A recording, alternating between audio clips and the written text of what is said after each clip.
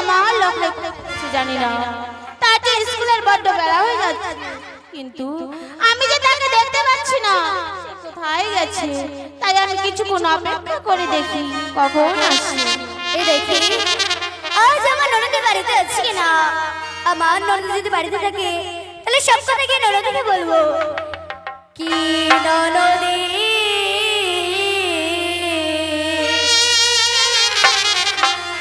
শোনো ননদী পুত্রের ব্যবহার।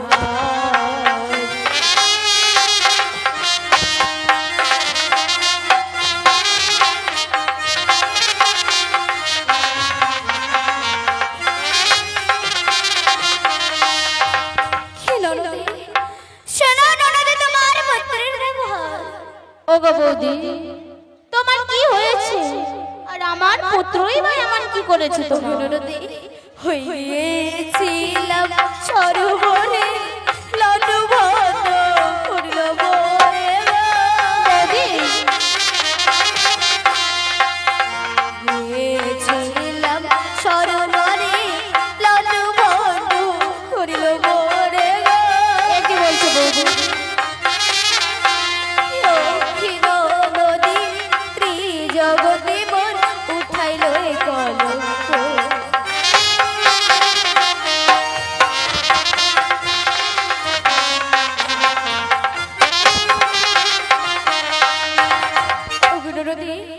গেছিলাম ওই সরোবরে লণ্ডভণ্ড ঘুরেছে বলে ত্রিজগতে যাওয়ার উঠাইল কলঙ্ক। বৌদি, সাত সকালে তুমি আমার কাছে এসে কি বলছো? কি বলছো ননদে? আমি যে তোমার মুখ থেকে এসব আশা করিনি বৌদি। ননদে তাই তো বলি বৌদি, কার বা ছেলে করেছে বল মোর শিশুর ছল রে। কার বা ছেলে করেছে বল তুই দিছিস মোর শিশুর ছল রে। কি বহুরি গো আচ্ছা মোর না উঠাস কলঙ্ক। ননদে হ্যাঁ বৌদি,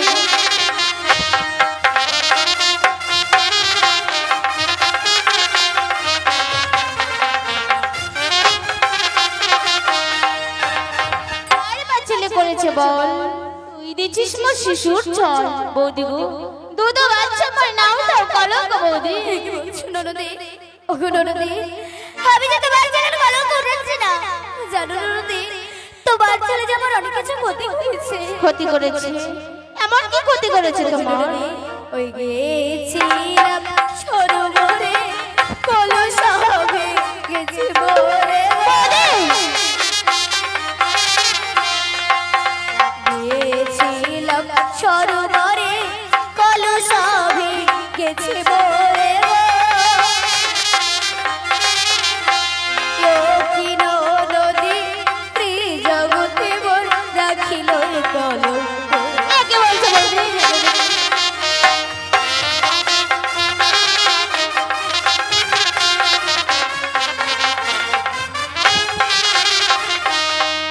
ওগো ননদে, গেছিলাম ওই সরোবরে কলস হয়ে গেছে বরে ত্রিজগতে যে আমার রাখিল কলঙ্ক।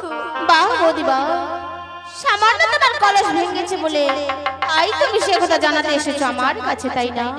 তোমার সেই কলস এখানে কিসের ছিল গো বৌদি? মাটির ছিল না, মাটির ছিল, কারণ তোমার বাড়িতে যে মাটির কলস ছাড়া কিছুই নেই। তাই তো তুমি এসেছো মাটির কলসের বদলে ক্ষতিপূরণ নিতে, তাই না? না, না, বেশ, আমি তোমার ক্ষতিপূরণ দেবো গো বৌদি। ভাঙিছে বৌদি তোর মাটির কলস, হয়ে যা তুই পিতলের কলস গো। ভাঙিছে বৌদি মাটির কলস, হয়ে যা তুই পিতলের কলস গো। কি বহুদি গো বাঁচা মর না উঠাস কলঙ্ক।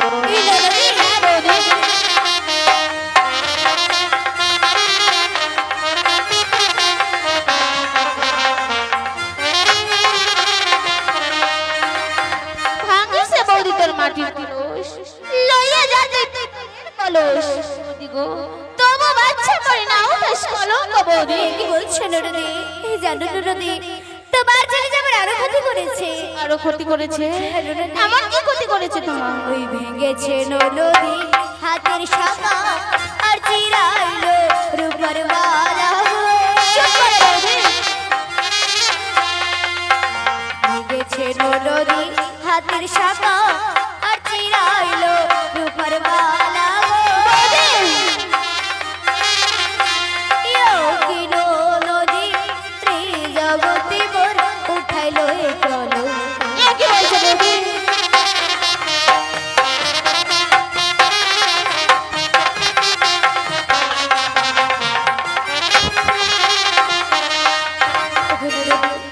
ভেঙেছে ননদী হাতের শাখা, আর চিরাইলো রূপার মালা। ত্রিজগতী আমার উঠাইলো কলঙ্ক। বাহ বৌদি বাহ, তোমার মুখে বারবার এসব কথা বলতে একটু লজ্জা করে না, তাই না? ননদী তাই তুমি বারবার আমার ছেলের নামে কলঙ্কের কথা বলেই যাচ্ছ। কি বলছো? প্রথমে আমায় বললে মাটির কলস ভেঙেছে, তারপরে আমায় বললে হাতের শাখা আর রূপার হার ছিঁড়েছে, তাই না? কি বলছো? তুমি এসেছো ক্ষতিপূরণ নিতে। হে ননদী, বেশ, আমি তোমার তারও ক্ষতিপূরণ দেবো গো বৌদি। ছিড়াইছে বৌদি তোর রূপার হার, রাজা তুই সোনার হার গো। ছিড়াইছে তোর রূপার হার, রাজা তুই সোনার হার গো। কি বলছো ননদী? কি বহুনি গো, বাঁচা ময়না উঠাস বলো। ননদী হ্যাঁ বৌদি, হ্যাঁ।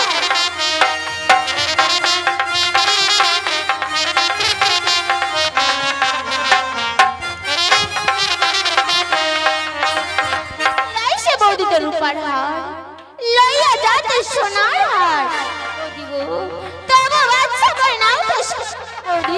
ননদী, তুমি চলে যাও বৌদি। আমার কথা কি তোমার বিশ্বাস হচ্ছে না? না, আমার যে তোমার কথা কিছুতে বিশ্বাস হচ্ছে না। ননদী, আমার কাছে যে প্রমাণ আছে।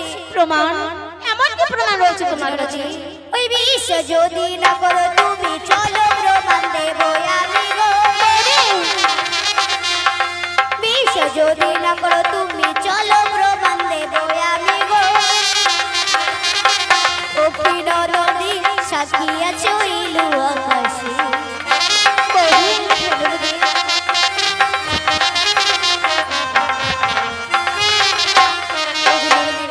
এই বিশ্ব যদি না করো তুমি, চলো প্রমাণ দেবো আমি। সাক্ষী আছে ননদী ওই ইলু আকাশে। ও গো বৌদি, আর তুমি আমায় প্রমাণ দেখতে নিয়ে যেও না গো বৌদি, কারণ আমার লক্ষ্য হচ্ছে মা হয়ে কি করে এ কথা বিশ্বাস করি, তাই না? ননদী, তাই তো বৌদি, আমি যে তোমার কাছ থেকে প্রমাণ পেয়ে গেছি, তোমার ওই চোখের জলে যে আমায় প্রমাণ দিয়েছে, এ কি বলছো ননদী? আমার লোকে সত্যি তোমার অন্যায় করেছে বৌদি গো। আমার ছেলে যে তোমার সেই ছোট্ট ভাগ্নে, ননদী, তুমি পারবে না তোমার সেই ছোট্ট ভাগ্নে নিজের ছেলে মনে করে ক্ষমা করে দিতে। ননদী, তাকে তো আমি সরবরে ক্ষমা করে দিয়েছি। বেশ করেছো গো বৌদি। তবে যাওয়ার আগে আমি তোমার একটি কথা বলে যেতে চাই। এমন কি কথা বৌদি? ওই আজ যদি তোমার বোনের ভাই না বলিও তারও খাই গো। বৌদি, আজ যদি তোমার বোনের ভাই না বলিও তারও খাই গো। বেশ বৌদি। তো কি ননদী না রাখিবি পরাণ গায়ে যাও।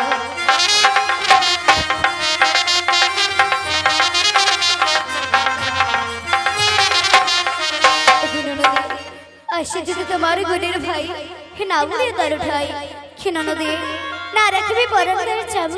বেশ গো বৌদি, এই কথা আমি কাউকে বলবো না, তুমি আমি ছাড়া কেউ জানবে না গো বৌদি। বেশ, আমি আসি। বেশ। ওরে বাবা লক্ষ্মীন্দু, আজ তুই একই করেছিস তোর মামির সাথে, শেষে নাকি আজ আমায় এ কথা শুনতে হলো বাবা। আমি যে আশা করিনি, ছোট্ট থেকে লালন পালন করে মানুষের মতো মানুষ করবো বলে মনে মনে আশা করেছি। কিন্তু আজ শেষে আমায় এ কথা শুনতে হলো গো বাবা। তাই আমি এই কথা শুনে যে আমি আর পারছিলাম, তাই আমি এই মুহূর্তে কি করবো, কাকে জানাবো আমি এই কথা, তাই এই মুহূর্তে ছুটে যাবো আমি আমার স্বামীর কাছে। জয় শিব শম্ভু। বন্ধ করে দিয়েছি মনসার পুজো আমার চাম্পকনগরে। কেউ মনসার পুজো করতে পারবে না। যে মনসার পুজো করবে তাকে 10,000 টাকার জরিমানা করা হইবে, যাবজ্জীবন ওই কারাদণ্ডই ভোগ করতে হবে। কিন্তু এত বেলা হয়েছে, আমার প্রিয় পুত্র লক্ষিন্দর কেন আসছে না ব্যবসা বৈঠকখানায়? দেখি কতক্ষণে আসে আমার কাছে।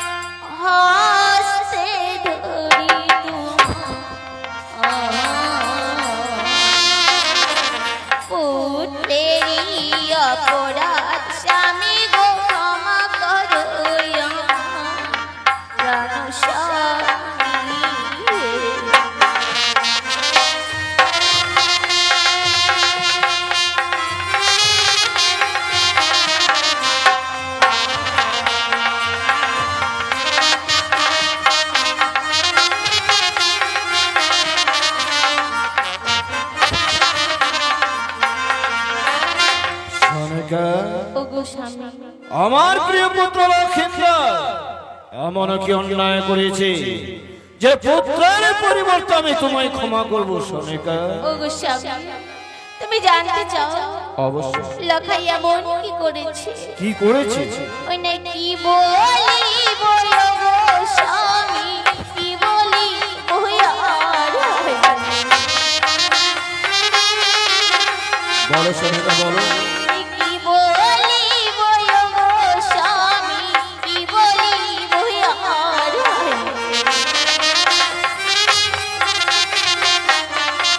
আর পিতা হলে পুত্রের রাজি করো বিচার। সোনিকা,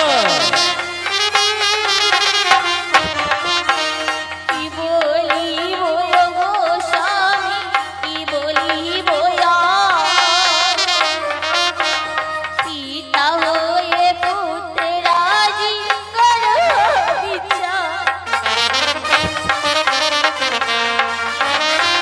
সোনিকা, ওগো স্বামী, আমি পুত্রের পিতা, পিতা হয়ে কেন পুত্রের বিচার করতে যাব?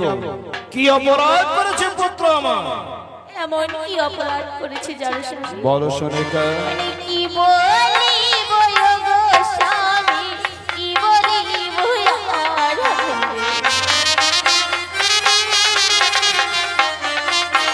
কি বলি বলো গো স্বামী, কি বলি ভুয়ার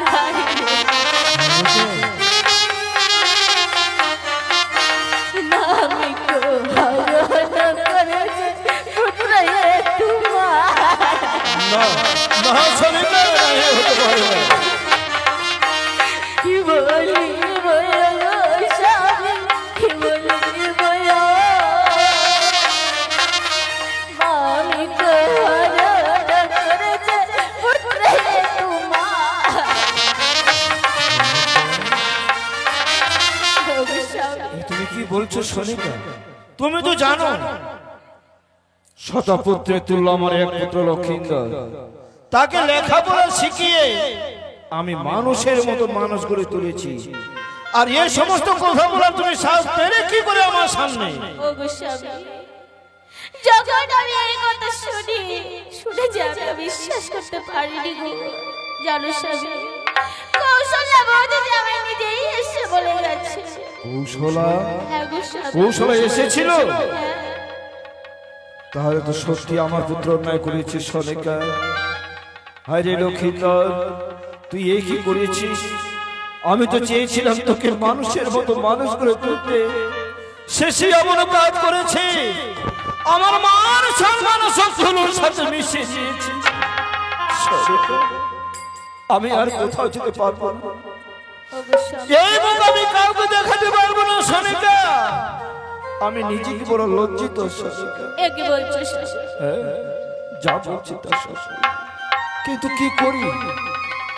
তবে পুত্র যদি বল করে অনাচার, পুত্রকে বিয়ে দেব সনিকা, আমি করিলাম অঙ্গীকার।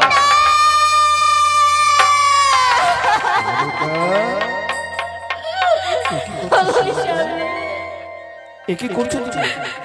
আমি যে পুত্রের উপযুক্ত বিচার চেয়েছি, কিন্তু পুত্রের যে বিবাহের কথা আমি বলিনি গো। সে যে অন্যায় করেছে সনিকা, সে অন্যায় করেছে, আমি উপযুক্ত বিচার করেছি, তাকে আমি বিয়ে দিয়েই ছাড়বো। ওগো স্বামী, কিন্তু বিয়ের কথা শুনে তুমি কেন আতঙ্ক সেরে উঠলে সনিকা? ওগো স্বামী, সে যে গোপন কথা, যে কথা আমি তোমায় কোনোদিনও বলতে পারিনি গো। কেন সনিকা?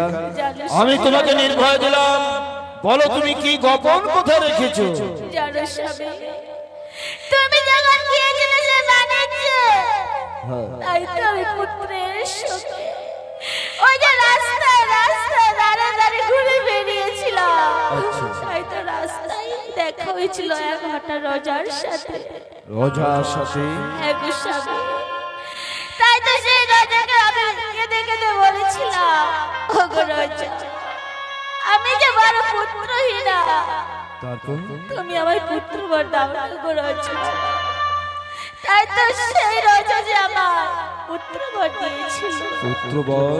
হ্যাঁ গো স্বামী, সেই রজার কাছ থেকে আমি পুত্র বর চেয়েছিলাম, আমি পুত্র বর দিয়েছি। কিন্তু ভালো কথা সনিকা। কিন্তু জানো স্বামী, যাওয়ার পূর্বে আমায় কি বলেছিল? কি বলেছি? বলেছিল, ওরে মা সনিকা, যদি পুত্রকে ভালো রাখতে চাও তবে পুত্রকে কোনোদিনও বিবাহ দিবে না। কেন সনিকা? যদি কোনোদিনও পুত্রকে বিবাহ দিই, হ্যাঁ। বিবাহ বাসরে খাইব ওই কালনাগিনী দেবী মনসা। না, না, সনিকা, এতই সহজে নয়। তুমি জানো মহাজ্ঞান মন্ত্র দিয়েছিল শঙ্কর প্রভু মোরে। যতবার পুত্র আমার মরেছিল, আমার মহাজ্ঞান মন্ত্র দিয়ে আমি পুত্রদের ভালো করেছিলাম। সেই মহাজ্ঞান মন্ত্র আমার কাছ থেকে ওই কালনাগিনী মনসা চুরি করে নিয়েছে। সেদিন থেকে আমি পুত্রদের ভালো করতে পারিনি। শত পুত্রের তুল্য আজও আমার এক পুত্র বেঁচে আছে। এই কথা যেহেতু রোজা তোমায় বলে দিয়েছে, তুমি সেই নিয়ে চিন্তা করো না, আমি উপযুক্ত ব্যবস্থা নেব সনিকা। এমন কি ব্যবস্থা নেবে? ওই 757 পল্লীতে জঙ্গল কেটে পরিষ্কার করে সুন্দর করে একটি বাসর ঘর নির্মাণ করব। বিয়ে দিয়ে ওই বাসর ঘরে লক্ষিন্দরকে আমি রেখে দেব। এক রাত যদি প্রভাত করতে পারি, কি করতে পারে ওই কানি বিশহরী? ওগো স্বামী, আমার লখাইয়ের কোনো ক্ষতি হবে না স্বামী। কোনো ভয় হবে না সনিকা। তুমি যাও, এই চোখের জল মুছে ফেলে আনন্দ মনে গিয়ে তুমি শিবের পুজোর আয়োজন করো সনিকা। বেশ গো স্বামী, এই মুহূর্তে আমি শিবের পুজোর আয়োজন করব শিবের মন্দিরে। এসো, প্রণাম ওই স্বামী। এসো, এসো। হায় রে আমার ভাগ্য, আমি তো চেয়েছিলাম লক্ষিন্দরকে মানুষের মতো মানুষ করে তুলতে, শেষে আমারও কাজ করেছে। আমার মান সম্মান সব ধুলোর সাথে মিশিয়ে দিয়েছে। যেহেতু অন্যায় করেছিস, আমি তোমার পিতা, পিতা হয়ে উপযুক্ত বিচার করেছি। কে আছিস ল্যাংড়াকে